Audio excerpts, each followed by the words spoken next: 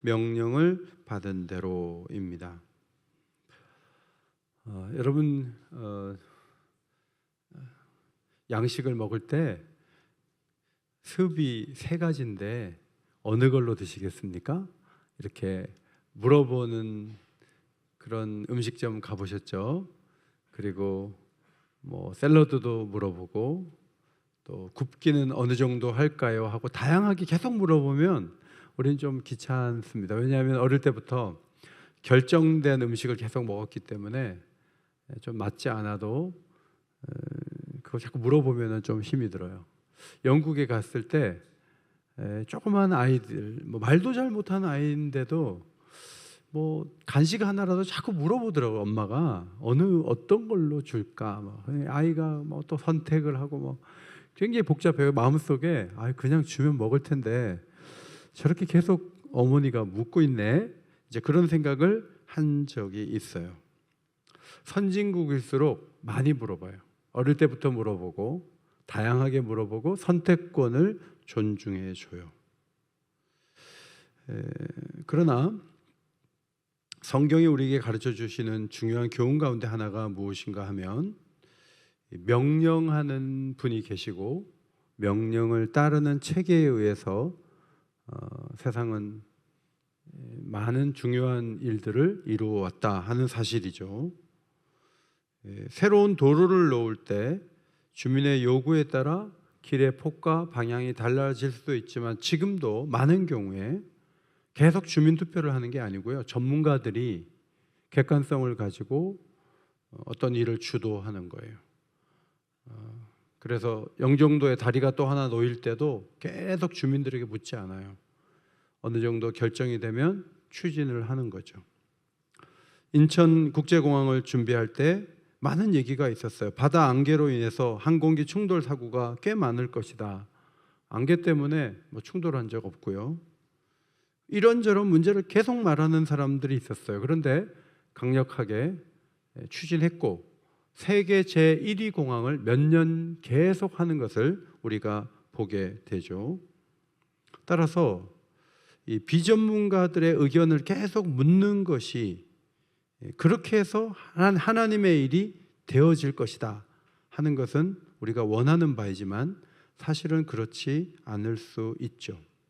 성경 역사를 잘 보시면 하나님이 세우신 리더들이 명령을 하고 예수님도 상대를 존중해서 네가 낫고자 하느냐, 낫기를 원치도 않는데 고쳐주지는 않을 거야, 너 낫고자 하느냐 확인하신 적은 있지만 예수님이 꽤 많이 명령하세요.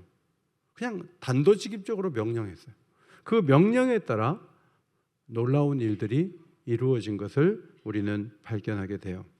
따라서 교회가 위대한 모습으로 서게 되는 과정에는 민주적인 절차보다는 명령과 순종이 훨씬 더 자주 동원된 것을 발견하게 됩니다. 따라서 우리는 더 좋은 판단을 내릴 수 있는 지혜를 달라고 기도를 해야 되지만 한편으로는 명령하신 바를 순종할 수 있는 용기와 믿음을 달라고 기도하는 것이 훨씬 더 성경적인 기도일 수가 있습니다. 남유다 16대 요시야 왕은 우상을 제거하고 성전을 수리하는 일에 그리고 말씀을 이루며 말씀에 어긋나는 모든 죄악을 제거하고 말씀대로 살지 못하던 데서 다시 말씀대로 사는 사회로 나아가는데 아주 큰 공헌을 한 왕입니다. 사실 사사시대부터 유월절을 계속 지키지를 못해도 제대로 지킨 적이 없죠. 주전 1449년부터 645년까지 사사시대부터 요시야 왕 시대까지 약 800여 년의 세월이 흘렀어요. 유월절을 제대로 지키지 못했어요. 우리로 보면 성찬식을 안 한 거예요. 너무 바쁘기도 했고 중요성을 인지하지도 못했고 하나님 말씀에 주목하지도 않았기 때문에 하나님이 그렇게 강조하셨던 유월절을 왕들이 제대로 지키지를 못한 상태에서 요시야는 유월절을 비로소 지킨 왕으로 역사에 남게 되었습니다. 이름이 비슷한 사람이 있는데 남유다 제8대 요아스 왕이죠. 여호야다라는 제사장의 도움을 받아서 개혁에 성공했고 8살, 7살 그렇게 일찍 왕이 된 것도 요시야 왕하고 비슷하잖아요. 그도 개혁적인 왕이었지만 여호야다가 세상을 떠나니까 곧바로 우상을 섬기죠. 요시야 왕은 여호야다 같은 지도자가 있지도 않은 것인데 그는 자신과 하나님 사이의 깊은 관계 속에서 독립적인 모습으로 자립적 신앙을 보여주었습니다. 요시야 왕은 낭독하는 하나님 말씀을 듣고 6가지 행동을 했어요. 첫째, 마음을 부드럽게 했습니다. 두 번째, 하나님 앞에 겸비했습니다. 그리고 옷을 찢었습니다. 그리고 통곡하였습니다. 하나님 말씀이 마음을 꿰뚫고 가면서 그는 통곡할 수밖에 없었습니다. 다섯 번째, 선지자에게 물었습니다. 그리고 말씀을 이루었습니다. 하나님은 이러한 요시야 왕의 태도를 귀하게 여기셨죠. 역대하 34장 27절에 하나님 앞 곧 내 앞에서 겸손하여 옷을 찢고 통곡하였으므로 나도 내 말을 들었노라. 여호와가 말하였느니라. 오늘 본문 1절, 요시야가 예루살렘에서 여호와께 유월절을 지켰다 그랬어요. 하나님 보시기에 합당한, 흠이 없는, 하나님이 원하시는 유월절을 지켰다는 말이에요. 그는 자기의 노력만으로 유월절을 준비하지 않고 모세를 통해 주신 말씀을 보며 하나하나 점검했고 율법에 따라 유월절을 잘 지켰습니다.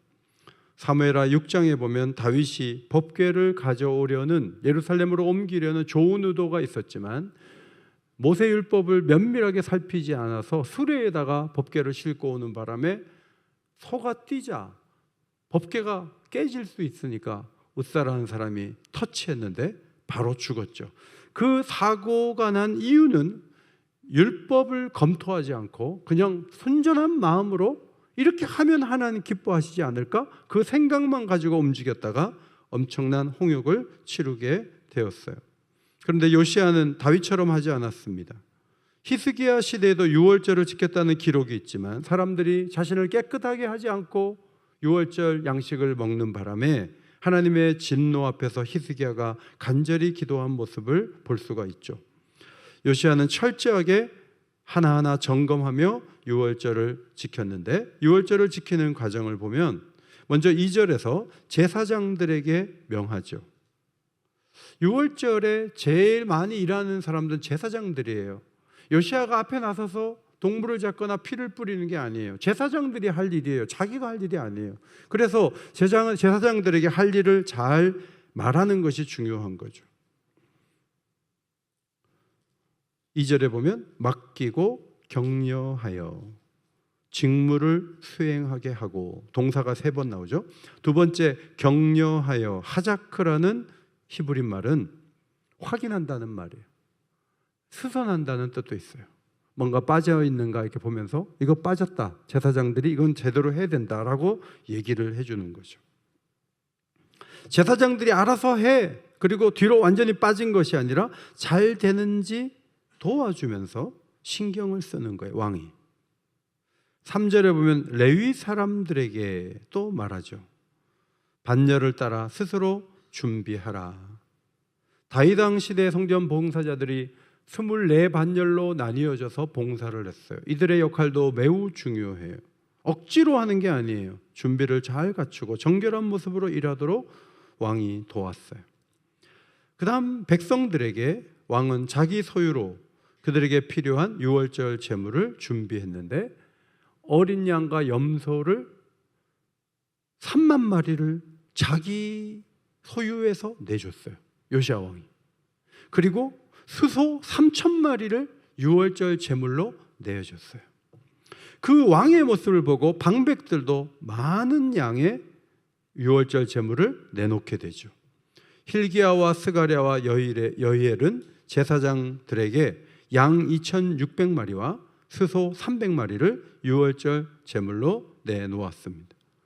레위 사람의 우두머리들도 양 5,000마리와 수소 500마리를 레위 사람들에게 유월절 제물로 내놓았습니다.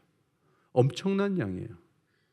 3만 마리 이거 다 잡으려면요 엄청나게 시간이 많이 걸리고 대단한 역사예요. 왕에서부터 모든 리더들이 유월절을 지키기 위해 힘을 썼죠. 그래서 유월절 섬기는 일이 잘 구비되자 16절 준비됨에 요시야 왕의 명령대로 유월절을 지키며 번제를 여호와의 제단에 드렸다. 그렇게 16절에 기록이 되어 있어요. 제사장은 피를 받아서 뿌리고 레위 사람들은 잡은 짐승의 가죽을 벗겼어요. 이렇게 유월절을 철저히 지킨 광경은 사무엘 이후로 처음이었습니다. 여러분, 이 유월절을 지키는 것이 우리에게 고난주간의 헌신과 같은 거예요.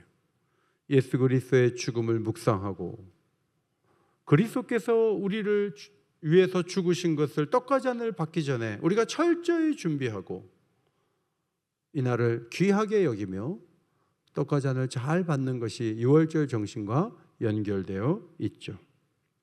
대요리문답 174문, 성찬식 거행 당시에 성찬의 성례를 받는 자에게 요구되는 바가 무엇인가?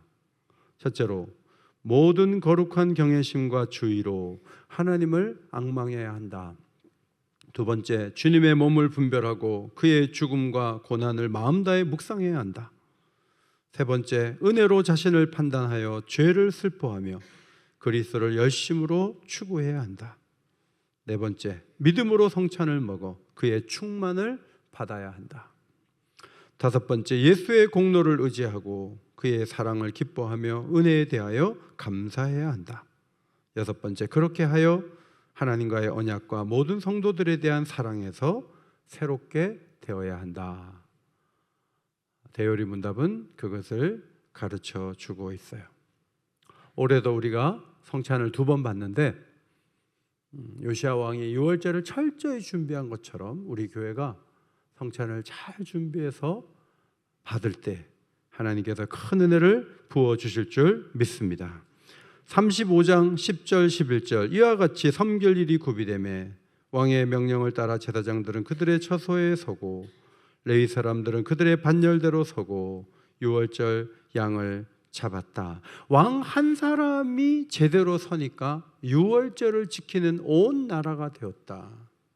북왕국 이스라엘 여로보암 왕은 혹시 북왕국에서 예루살렘 절기 때 내려가면 변심하면 어떡해? 그러니까 북왕국의 최남단 베델에, 최북단 단에 금송아지상 만들어 놓고 그게 여호와라고 섬기기 위해서 절대로 하지 못하도록 해야 되겠다는 정치적인 판단을 내리면서 그 여로보암이 머리 쓰는 것 때문에 온 나라가 우상에 굴복하는 모습을 보인 반면 요시야 왕 한 사람의 명령에 의해 하나님이 기뻐하시는 놀라운 역사를 쓰게 되었다. 오늘 역대하 35장은 그것을 우리에게 보여주고 있습니다.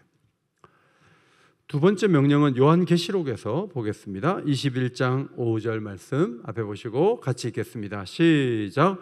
보좌에 앉으시니가 이르시되 보라 내가 만물을 새롭게 하노라 하시고 또 이르시되 이 말은 신실하고 참되니 기록하라 하시고, 기록하라는 말이 요한계시록의 1장에 나오고 14장에 또 나와요. 네가 본 것과 지금 있는 일과 장차될 일을 기록하라. 또 내가 들으니 하늘에서 음성이 나서 이르되 기록하라. 본 것을 기록하라. 들은 것을 기록하라. 하나님은 계속 사도 요한에게 기록하라고 명령하세요. 기록하라는 명령을 받은 선지자들과 사도들이 성령의 감동 속에 기록한 것이 성경이잖아요. 이 기록은 기록자의 유익을 위한 것이 아니라 앞으로 세대가 지나서 더 많은 사람들이 이 기록을 보면서 하나님의 뜻을 묵상하고 알도록 하기 위해서 하나님이 남기도록 하신 거죠. 만일 요한계시록을 요한이 제가 나이도 많고 제가 하나님 90이 넘었는데 나보고 이런 거 자꾸 기록하라 그래요. 젊은 사람들 쓰세요. 난 못해요. 이랬으면 요한계시록은 그에 의해서 기록되지 못했겠죠. 그러나 그가 기록을 남겼고 우리가 읽을 수 있기 때문에 우리는 이 책을 읽으면서 하나님의 뜻이 이렇구나, 세상이 마지막에 이런 일이 있겠구나, 이 마음에 그릴 수가 있는 거예요. 기록하라고 명령하신 것으로 다 되는 건 아니에요. 이 기록이 보존돼야 돼요. 기록된 말씀이 사라지고 없어지면 이 기록이 우리 손에까지 오지 않아요. 이 기록이 정확하게 또 번역이 되어야 돼요. 출판이 되어야 돼요. 몇 가지 과정들이 있어요. 거기에 하나님이 개입하시는 거예요. 그리고 이 말씀이 우리 손에 들려지게 된 거예요. 하나님의 깊은 의도 속에 성경이 우리 손에 들려지게 된 거죠. 우리는 이 책을 읽으면서 성령의 감동 속에 이 책을 읽어요. 그래서 하나님께서 조명해 주시는 거예요. 여기에 빛을 비춰주셔서 어려운 말씀이지만 반복해서 보고, 때로는 설교를 들으면서, 때로는 책을 찾아보면서 그 의미를 이해하고, 오늘 내가 무엇을 결정하고 어디로 가야 될지를 생각하고 판단하는 훈련을 하게 되는데, 이 일에 앞서서 하나님은 사도 요한에게 기록하라 라고 명령하셨어요. 요한계시록 21장, 22장 이 말씀은 요한이 기록한 거죠. 여러분, 앞으로 우리는 어느 곳에 가서 살까요? 새 집에 들어가기 전에 그 집의 도면도 보고, 그 집이 앞으로 어떻게 될지 공사 중인데도 모델하우스에 가서 한번 보기도 하고, 계속 그 집에 갈 것을 생각하면서 미래를 염두에 두고 살펴보는 기쁨이 있어요. 요한계시록 21장, 22장은 우리가 가서 살아갈 공간에 대한 기록을 사도 요한이 남긴 거예요. 우리 모두는 새 하늘과 새 땅, 새 예루살렘, 아름다운 곳으로 가게 될 거예요. 미리 사도 요한이 그것을 보고 세밀하게 적어놨어요. 그 기록을 보면서 우리는 미래를 꿈꾸고 이 땅에서 견디는 법을 배우게 되는 거죠. 여러분, 반모섬에 있던 요한이 정말 원한 게 뭐예요? 기록이 아니죠. 채석장에서 강제 수용된 자리에 있었는데 석방되는 걸 원하지, 뭘 쓰라는 게 그가 원하는 게 아니죠. 그러나 하나님께서는 그 척박하고 힘든 상황에서 환상을 보여주시고 음성을 들려주시면서 기록하라. 너 자신을 위한 것이 아니라 후세대의 교회를 위하여 기록을 남기라. 그렇게 말씀을 하셨어요. 그는 순종했고 그의 순종으로 인해 우리는 내세의 소망을 더 견고하게 할 수 있는 하나님 말씀을 얻게 되었습니다. 제가 오늘도 장례식 갔다 왔는데 아파서 돌아가시는 거잖아요. 근데 장례 때 늘 등장하는 것이 요한계시록 21장에 아픈 것이 다시 있지 않다, 그 말씀이에요. 여러분, 이 땅에서 아픈 것을 어떻게 면해요? 신앙이 안 좋으면 아프고 신앙이 좋으면 안 아프고 그렇지도 않아요. 경건하게 사는 분들도 통증과 아픔 속에 살아요. 그런데 요한이 기록한 아픈 것이 다시 있지 않다는 그 말씀을 보면서 그 아픔이 없는 세계, 병이 없는 세계를 바라볼 수 있는 소망을 갖는 거예요.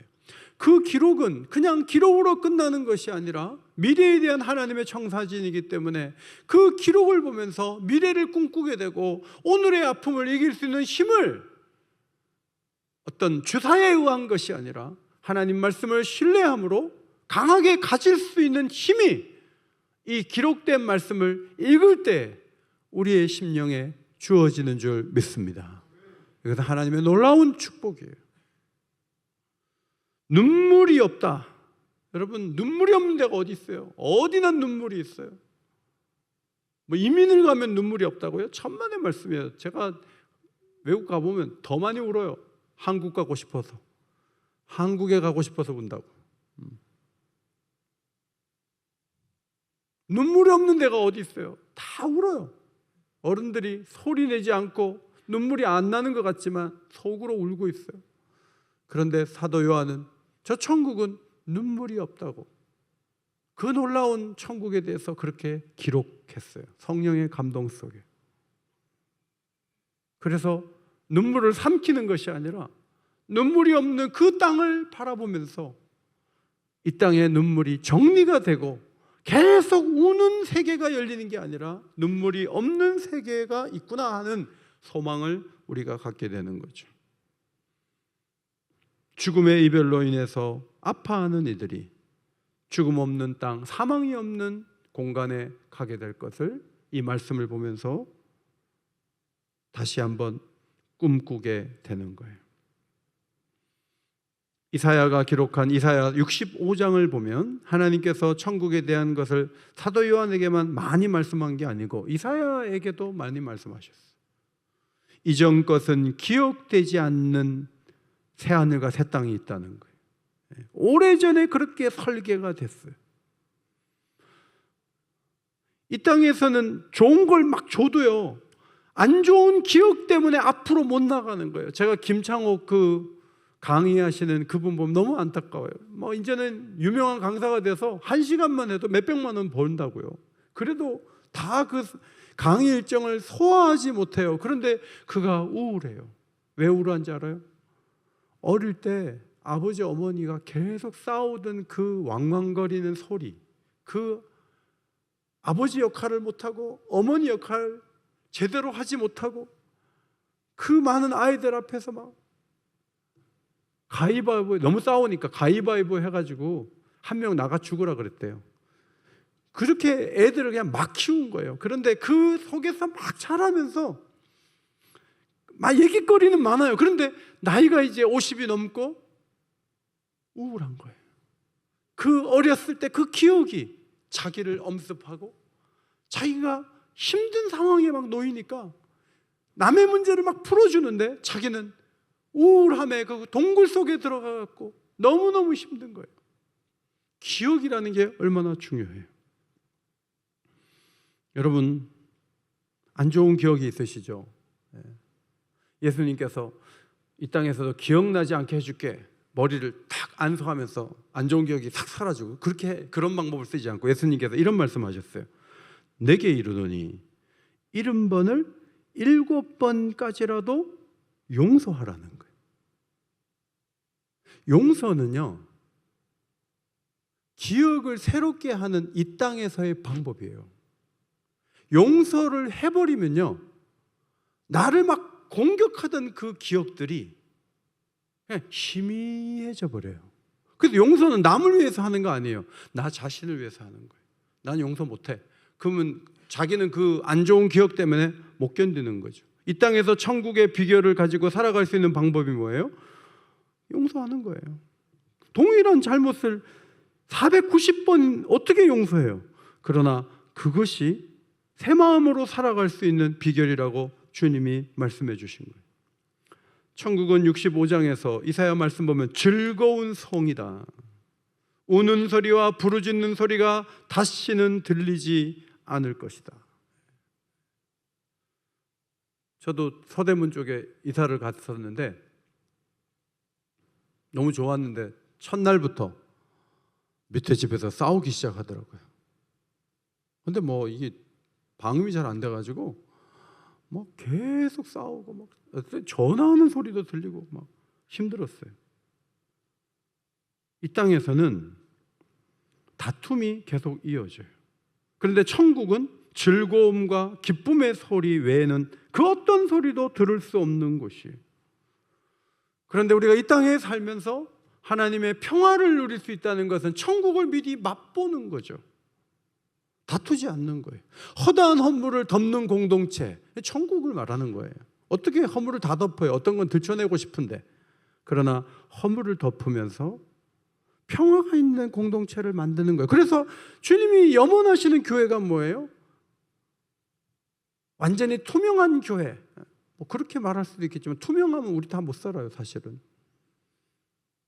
모두가 평화와 사랑으로 서로를 가족으로 받아주고 용서하고 화평을 최고의 가치로 여기는 그 공동체는 천국을 미리 누릴 수 있는 거죠. 기록이 있게 알게 되고 바라보게 되고 기다리게 되는 거예요. 이사야와 사도 요한의 순종으로 우리는 천국이 어떤 곳인지를 배울 수 있어요. 맑은 유리 같은 정금길이 깔려 있대요. 천국은 벽옥으로 된 성곽이 있고 문은 진주문, 12진주문으로 되어 있고 그 안에서 우리가 산다는 거예요. 천국에 가면 금목걸이 하면 안 돼요. 조심해야 돼요. 금목걸이 하시면 안 돼요. 그거는 마치 아스팔트를 깨가지고 목걸이 하고 다닌 거하고 똑같이 되는 거예요. 그러니까 천국은 그런 게 다 길에 있으니까 그걸 막 목걸이 하면 안 돼요. 얼마나 아름다운지 하늘에서 내려온 새 예루살렘, 그것은 신부가 남편을 위해서 단장한 것 같은 모습이다. 여러분 내일도 결혼식이 있죠. 신부 준비하는 데 가서 이렇게 보면 얼마나 아름다워요. 눈부시게 아름다운 신부를 보잖아요, 결혼식에 가면. 근데 사도 요한은 그런 신부 같은 모습으로 새 예루살렘이 존재한다는 것을 보았다는 거죠. 사도 요한이 기록했고, 믿음으로 그 글을 읽으면 내 마음에 이게 그림이 되고 영상이 되는 거예요.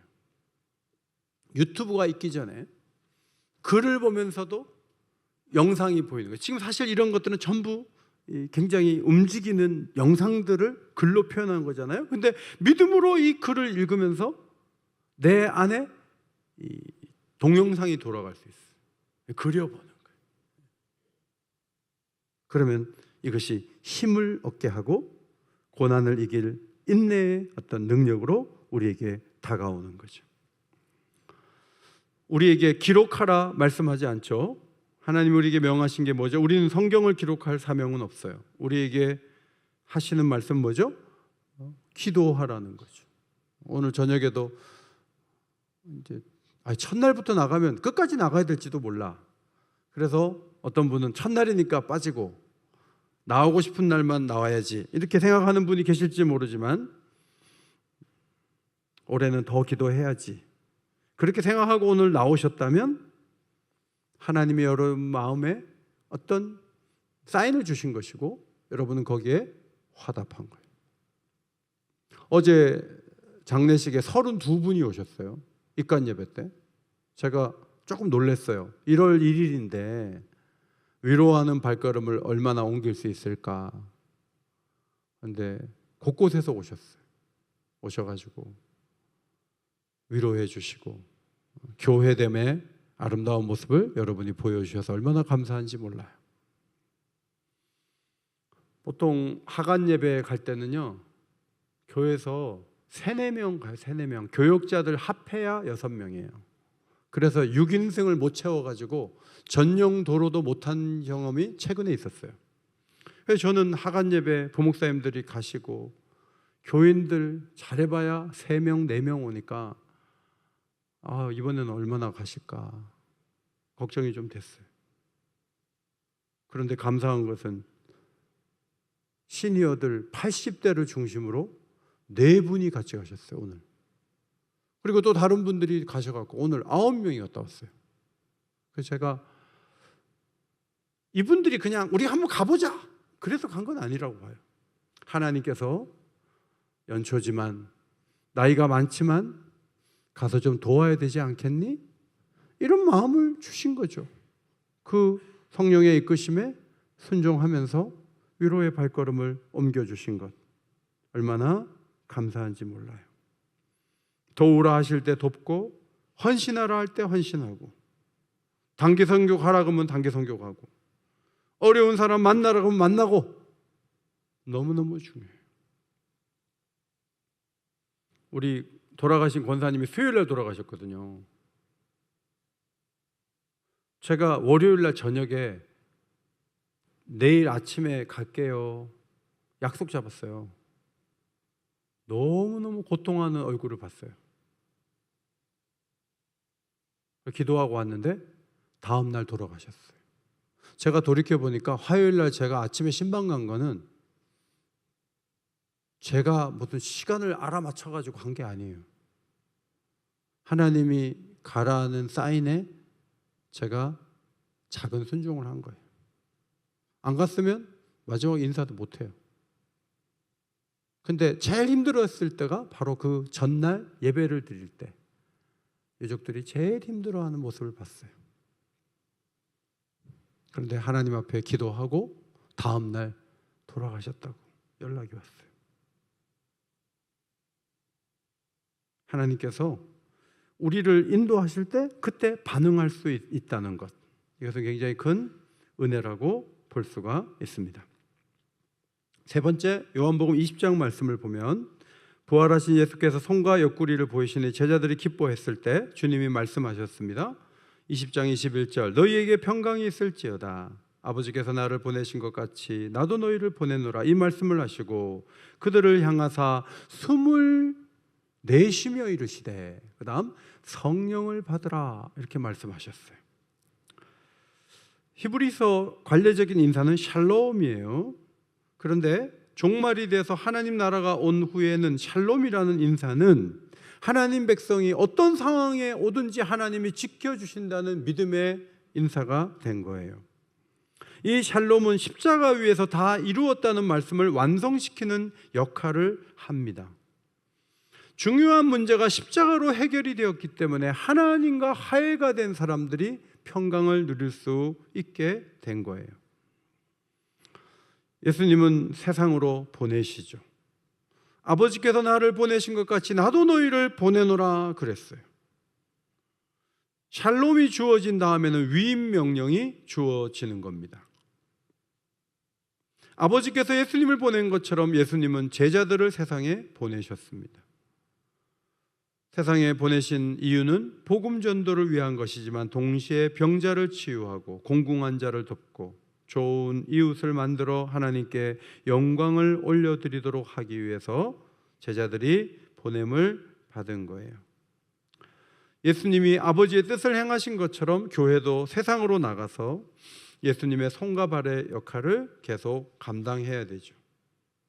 사도들은 새로운 일을 하는 것이 아니라 예수님이 하신 일을 계속 이어서 감당하게 된 것입니다. 22절 중요합니다. 22절 같이 읽겠습니다. 시작. 그들을 향하사 숨을 내쉬사 성령을 받으라 라고 말씀하셨어요. 그러니까 바로 성령을 받아 충만하게 되었다 그렇게 되어 있지 않죠. 많은 학자들이 아니 성령을 받으라 했는데 정말 성령을 받은 것은 사도행전 2장이 나오는데 다 모여서 기도하다가 불의 혀같이 갈라지는 성령이 오셨잖아요. 그때 가서 성령을 받았는데 예수님이 여기서 성령을 받으라 이것은 무슨 의미가 있는 거지? 앞으로 성령을 받을 거야 이렇게 하지 않고 성령을 받으라 하셨는데 요한이 말한 20장 22절과 사도행전 2장은 어떻게 연결이 되는 거야? 하고 많이 이렇게 이론이 있는 것을 읽었어요. 그래서 많은 사람들이 2단계로 성령의 역사가 진행되었다고 말을 해요.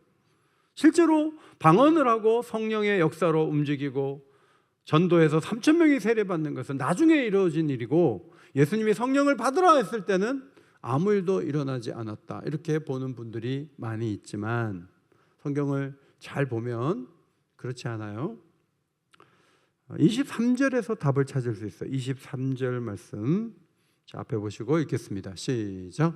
너희가 누구의 죄든지 사하면 사하여질 것이요 누구의 죄든지 그대로 두면 그대로 있으리라. 여러분 죄 용서는 하나님의 권한이잖아요. 그런데 이 말씀을 성령과 관련해서 읽으면 돼요.